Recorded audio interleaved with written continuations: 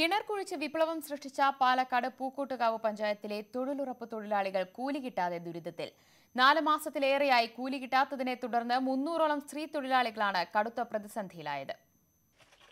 കിണർ കുഴിച്ച് ചരിത്ര നേട്ടം കൈവരിച്ചവരാണ് പാലക്കാട് പൂക്കോട്ടുകാവ് പഞ്ചായത്തിലെ തൊഴിലുറപ്പ് പദ്ധതിയിലെ സ്ത്രീ തൊഴിലാളികൾ. കഴിഞ്ഞ 1.5 വർഷത്തിനുള്ളിൽ 190 പുതിയ കിണറുകളും 174 കിണർ റീചാർജിംഗ് പ്രവൃത്തികളും പൂർത്തിയാക്കിയവരാണിവർ. എന്നാൽ കഴിഞ്ഞ 4 മാസത്തോളമായി കൂലി കിട്ടാത്തതിനെ തുടർന്ന് പ്രതിസന്ധിയിലായ ഇവർ ഇന്ന് കടക്കെണിയിലാണ്. സ്കൂൾ തുറക്കുന്നതിന് മുൻപെങ്കിലും പണം കിട്ടുമെന്നായിരുന്നു പ്രതീക്ഷ. അതും ഇല്ലാതായതോടെ കടുത്ത നിരാശയിലാണ് തൊഴിലാളികൾ.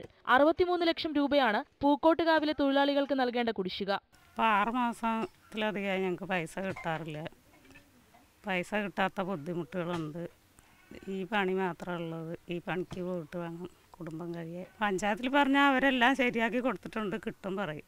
പൈസ കിട്ടാത്ത ബുദ്ധിമുട്ടുകൾ എല്ലാവർക്കും ഉണ്ട്. ഇനി കുട്ടികൾ സ്കൂളിൽ പോണ തൊഴിലാളികളും ഉണ്ട്, അവർക്കും ഇത് കിട്ടിയിട്ട് വേണം. കേന്ദ്ര വിഹിതം ലഭിക്കാത്തതാണ് കൂലി വിതരണം മുടങ്ങാൻ കാരണം. സംസ്ഥാനത്തൊട്ടാകെ 683 കോടി രൂപയാണ് തൊഴിലുറപ്പ് പദ്ധതിയിലെ കുടിശ്ശിക. 6 മാസത്തിലേറെയായി പണം കിട്ടാത്ത തൊഴിലാളികളുമുണ്ട്.